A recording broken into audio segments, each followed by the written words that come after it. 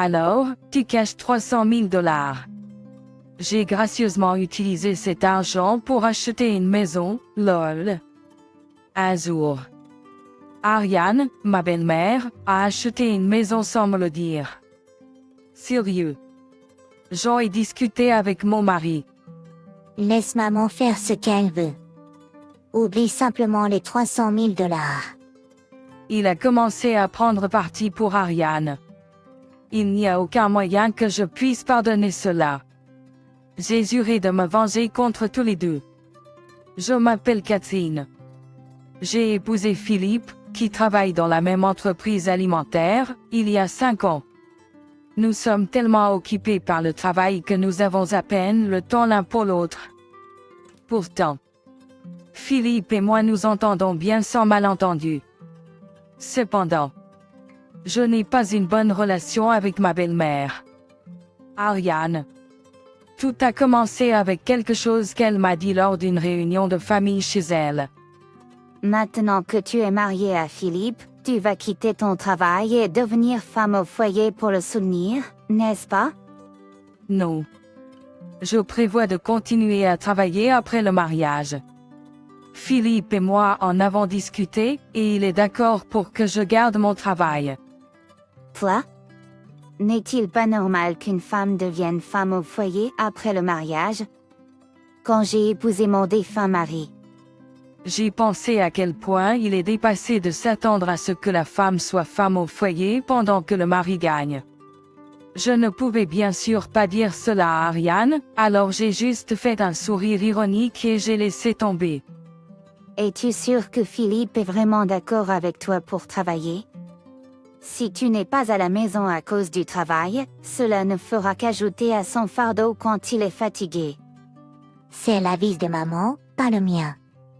Ça me convient, donc laisse Cathy faire ce qu'elle veut.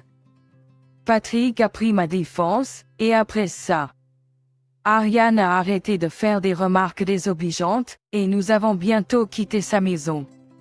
Merci pour aujourd'hui. Si tu n'avais pas arrêté Ariane, elle aurait pu en dire plus. Maman m'a élevée seule depuis la mort de papa. Elle est probablement juste inquiète. Ne le prends pas trop à cœur. Il me défend et est attentionné. J'ai de la chance d'être mariée à une personne aussi merveilleuse. Sur le chemin du retour vers notre condominium, je me sentais secrètement très heureux. Nous vivions ensemble, mais un jour, après 5 ans, Patrick a suggéré qu'Ariane vienne vivre avec nous. Et, nous sommes tous les deux absents pour le travail, et je pensais peut-être que maman pourrait vivre avec nous dans le condo. Honnêtement, je ne suis pas très enthousiaste à cette idée. Je comprends. Désolée d'avoir évoqué quelque chose d'aussi soudain. Oublie que j'en ai parlé.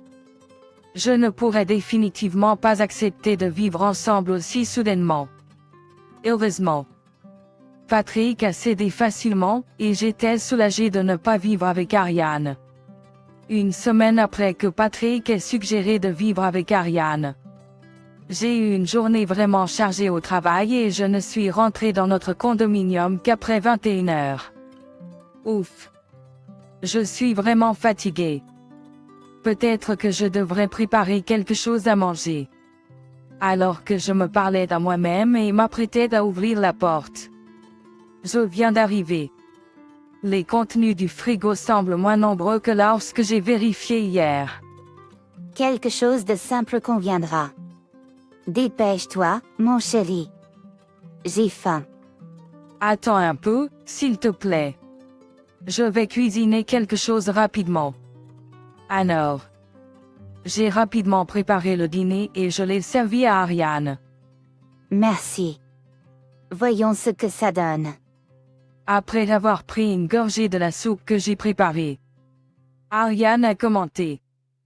Qu'est-ce que c'est? C'est horrible. Qu'a-t-elle dit? A-t-elle vraiment qualifié la soupe que j'ai faite d'horrible? J'ai dit que c'était horrible. Tu ne m'as pas entendu. J'ai bien entendu. Ce n'était pas une erreur d'audition. Tu es toujours occupé avec le travail, c'est pourquoi tu ne peux cuisiner que ce genre de repas. Quitte ton emploi et deviens une vraie femme au foyer. Mais Philippe dit toujours qu'il adore les repas que je cuisine. Il essaie juste de te faire plaisir. Tu ne le vois pas? Clairement. Ariane m'en veut de continuer à travailler même après le mariage. Elle n'a cessé de faire des remarques désobligeantes pendant environ 1 heure. Je passerai de temps en temps. Veille à bien t'occuper de la maison. Relativement soulagée après avoir exprimé ses frustrations, Ariane a quitté ma maison de bonne humeur. 30 minutes plus tard, Philippe est rentré à la maison. Et as-tu donné un double de play à Ariane? Oui. Je l'ai fait. Mais quoi? Elle était soudainement dans notre maison aujourd'hui. Et même après lui avoir donné à manger, elle s'est plainte que la nourriture était affreuse. Eh bien, ce n'est pas grave. Quel genre de réponse est-ce? Elle vient sans prévenir, ridiculise le repas que j'ai préparé, et je suis censé juste le tolérer. C'est tout à cause de toi qui lui a donné un double de play en premier lieu. Quand j'ai dit ça, Philippe s'est mis en colère et a répliqué. Tu aurais dû juste accepter de vivre avec maman. Je suis fatiguée. Je vais me coucher. Je n'ai pas besoin de dîner. Suis-je à blâmer? N'est-ce pas toi qui as convenu que c'était une mauvaise idée?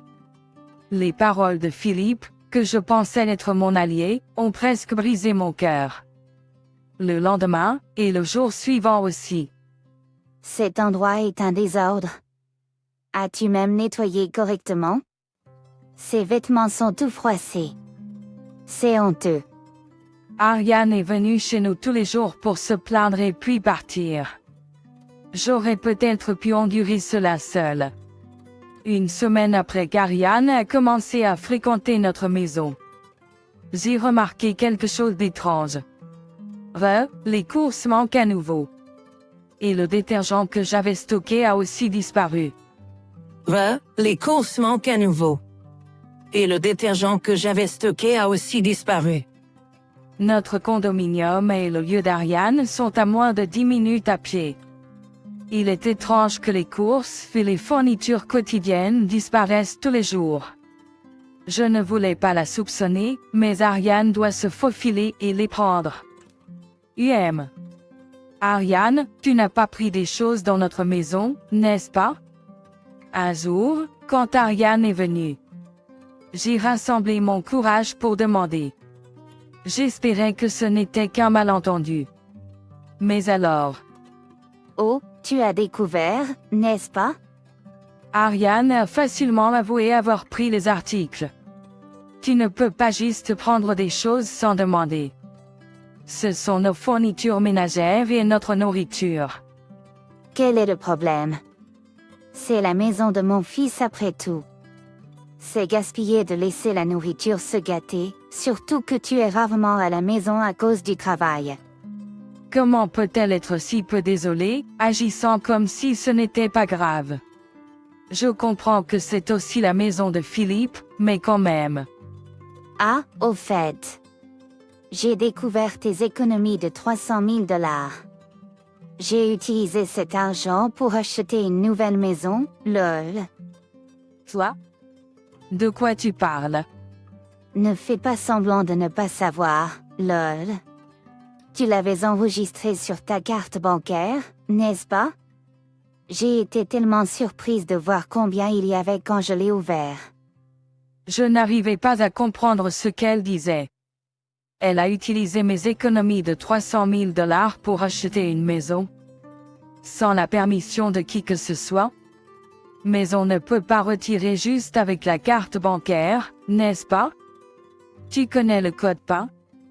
Tu avais écrit le code PIN sur une note glissée dans ta carte bancaire, tu te souviens? 101. J'ai fait une erreur. Je n'aurais jamais pensé que quelqu'un regarderait ma carte bancaire, alors j'ai été négligent. C'est vrai. J'avais glissé une note avec le code PIN pour ne pas l'oublier.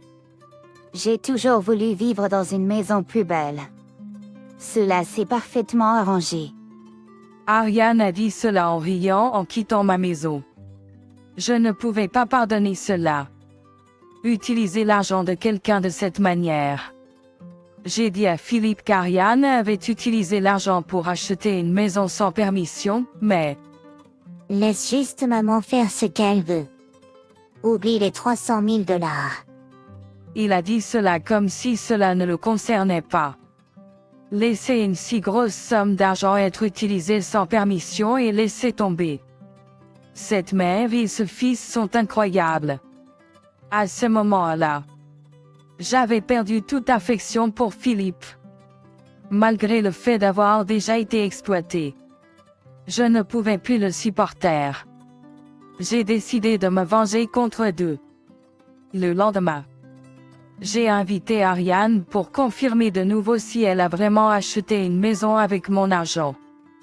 Pour rassembler des preuves solides. J'ai secrètement lancé l'enregistreur vocal de mon téléphone portable avant de lui parler. Tu as dit hier que tu as utilisé 300 000 dollars de ma carte bancaire pour acheter une nouvelle maison. Est-ce vrai? Oui, c'est vrai. J'ai versé la compte et la construction a déjà commencé. Puisque j'ai ta carte bancaire, c'est comme si c'était déjà acheté, lol. Juste avoir la carte bancaire ne signifie rien. Comment comptes-tu retirer l'argent? Ariane a répondu avec un sourire méchant à ma question. Comment? En faisant semblant d'être toi et en signant, bien sûr, lol. Ariane, c'est un crime. C'est du vol, tu sais. Dis ce que tu veux. Qui aurait cru que toi, qui ne sais même pas faire correctement les tâches ménagères, avais économisé autant? Au moins, tu es utile pour quelque chose. Ça suffit. Tu peux garder la carte bancaire. Merci d'être venu aujourd'hui. Je voulais frapper Ariane fort et reprendre la carte, mais je me suis retenue et je l'ai laissé partir. J'ai réussi à obtenir des preuves qu'Ariane a pris la carte bancaire chez moi.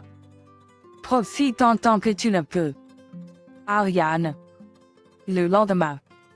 J'ai appelé Ariane pour la faire revenir chez moi sous prétexte de récupérer ce qui a été volé. Ariane, tu peux garder la carte bancaire, mais il semble que tu aies besoin de vérifier ton identité pour retirer de l'argent. Je le retirerai pour toi, alors est-ce que je peux garder la carte bancaire? Oh. Je ne savais pas ça. Je vais le rapporter tout de suite alors. Merci. J'ai dit cela à Rebelle par téléphone, mais bien sûr, il est hors de question que je retire une somme aussi importante sans une pièce d'identité appropriée. Elle est tellement stupide. Elle ne cherche que de l'argent facile, sans se soucier le moins du monde que ce qu'elle fait est un crime. Après avoir récupéré la carte bancaire chez Rebelle, je suis immédiatement allé au poste de police. Que puis-je faire pour vous? Y a-t-il eu un accident? Oui, ma belle-mère a pris ma carte bancaire sans permission et essayait de l'utiliser pour acheter une nouvelle maison. Attendez, ce n'est pas vous qui achetiez? Non, à moi. Ma carte bancaire a été volée. Je voudrais porter plainte. La police a pris mon histoire au sérieux, sentant que ce n'était pas un sujet trivial, et a accepté ma déclaration.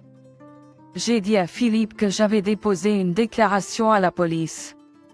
J'ai dit à la police que Arabella avait volé ma carte bancaire. Elle pourrait bientôt être arrêtée. Comment ça? Pourquoi maman se ferait-elle arrêter par la police? Et quoi? Tu ne comprends pas que ce que Arabella fait est un crime sérieux? Même ainsi, tu n'aurais pas dû aller à la police. Parler avec toi est inutile. Tu dis juste de laisser ta mère faire ce qu'elle veut. Pourquoi devrais-je juste remettre une grosse somme d'argent à cette vieille femme? Toi, comment peux-tu appeler ta belle-mère une vieille femme comme ça? Juste parce que c'est ma belle-mère, est-ce que cela signifie qu'elle peut tout faire? Si elle essayait de me tuer, devrais-je juste accepter cela tranquillement?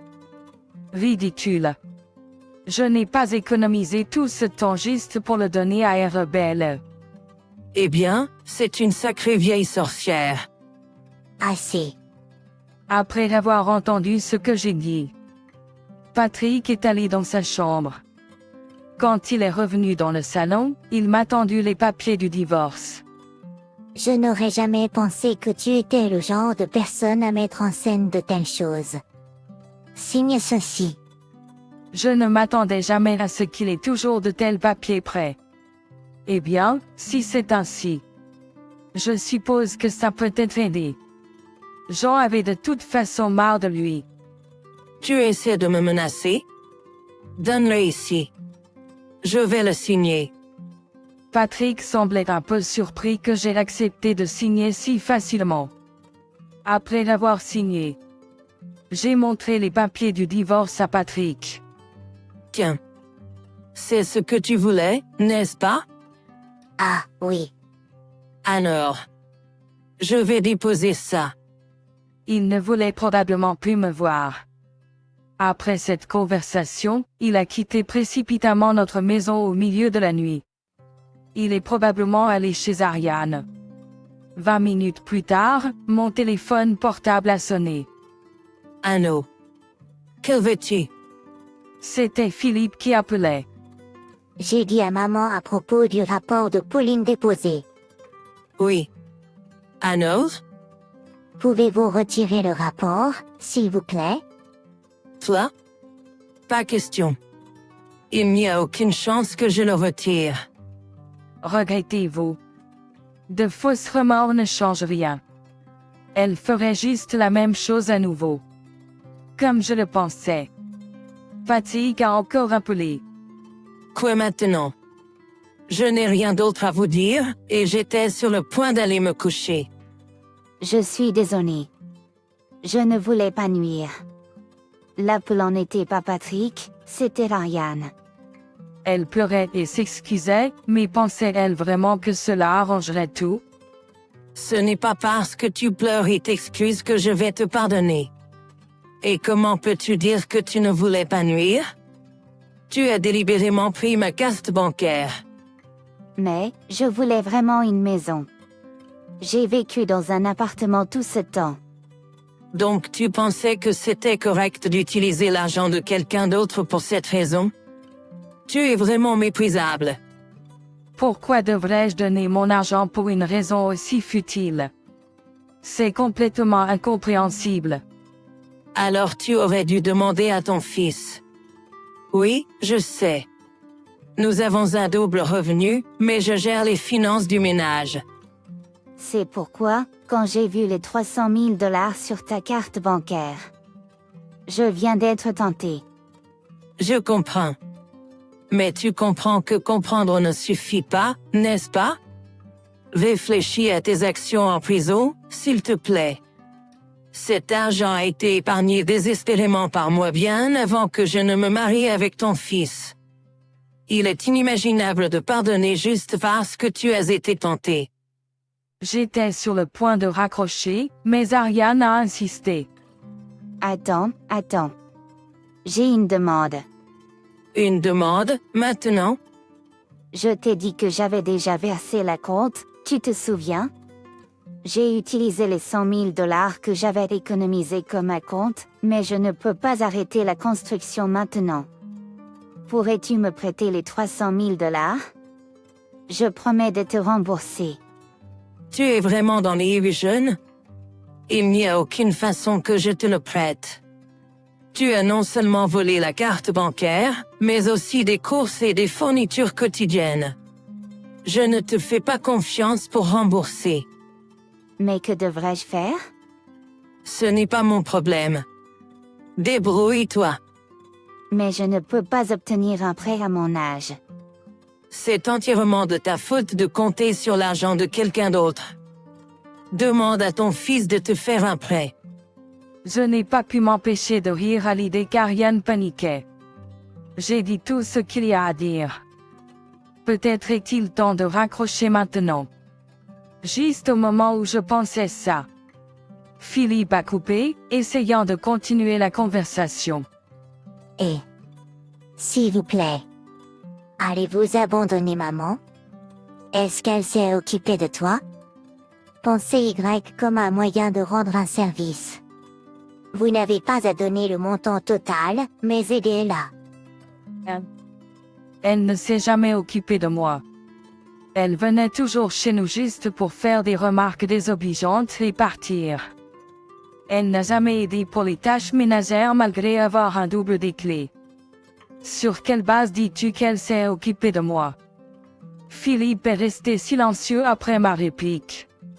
Ah, il l'a dit par désespoir. Peut-être qu'il pensait qu'en faisant appel à mes émotions, il me persuaderait de fournir une aide. Eh bien, c'est comme ça. Je ne fournirai aucune aide. Bonne chance. Attends. Je vais m'occuper de la situation de maman, et je ne causerai plus de soucis à Catherine. Alors s'il te plaît, pouvons-nous reconsidérer le divorce? Il est trop tard maintenant. Ariane est plus importante pour toi que moi, n'est-ce pas? Tu ne t'es jamais vraiment battu pour moi. Je suis vraiment désolée. Je vais valoriser Catherine davantage à partir de maintenant. Tu n'as plus besoin de t'inquiéter pour moi.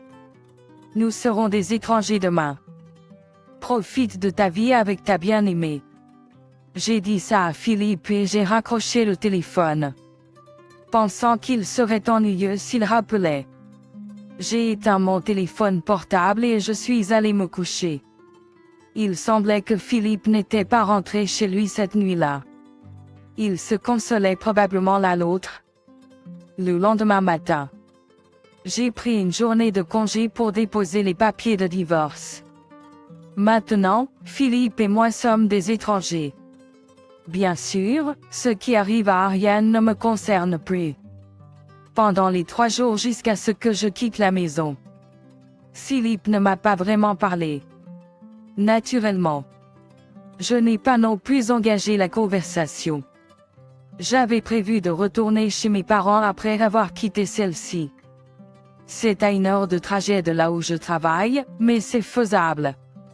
En partant de la maison où j'avais vécu jusqu'à présent. Philippe a dit juste une chose. Je suis désolée pour tout jusqu'à présent. Bien qu'il ait dit cela, je l'ai ignoré et je suis parti.